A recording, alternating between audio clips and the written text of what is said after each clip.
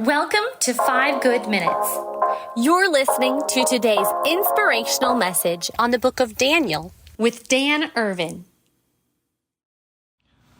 Well, today I want to take a look at the 11th chapter of Daniel. And this chapter reads much like a history textbook, and it's probably one of the more debated chapters in the entire Old Testament, in many ways because of how specific it is. You know, it's not symbolic like much of the other parts of the book of Daniel, but there's vivid, verifiable detail. Kings that have risen and fallen, strategic marriages between different dynasties, alliances being formed and broken, betrayals, wars, shiftings of power between the north and the south. This most likely referring to the Seleucid or Ptolemaic empires following the death of Alexander the Great. So this detail is actually so precise that a lot of scholars, modern scholars, and particularly those that debate this, that the possibility of supernatural revelation or prophecy could be true. They say that Daniel 11 must have been written after the events that it describes because it's simply way too accurate to be predictive or prophetic. But I think it's this assumption that actually helps confirm what this chapter is claiming, and that is that there is a God who not only is watching history unfold, but God is actually ordaining it. Daniel 11 is not presenting a God who reacts to history in the same way that we do, maybe scrambling to adjust based on unexpected developments or things going on. No, this is a God who writes history. The God that we talk about, that we serve, he is the one who authors it all. He knows not only the general trajectory of details and time, not just the who, but the when, the why, the how. Look at verse 27. This is the key verse. It's describing two kings that are kind of locked in this political and military conflict. And verse 27 says the two kings, with their hearts bent on evil, will sit at the same table and lie to each other, but to no avail, because an end will still come at the appointed time. It's that key phrase at the end, the appointed time, that really tells us that this isn't some series of accidents or coincidences. That there is an intentionality to it, there is a rhythm to it, there is a sovereignty to this.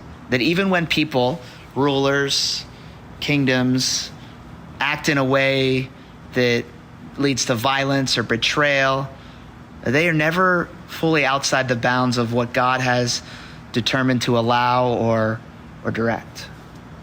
So I think the controversy around this chapter actually becomes an invitation not to dismiss this entirely because it's too accurate, but to consider that the accuracy of it might be evidence of something even more.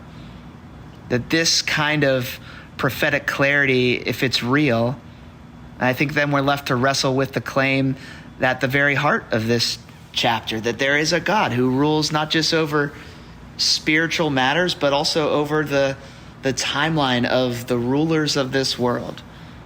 And he has set an appointed time for every king, every kingdom, every heart, every mind.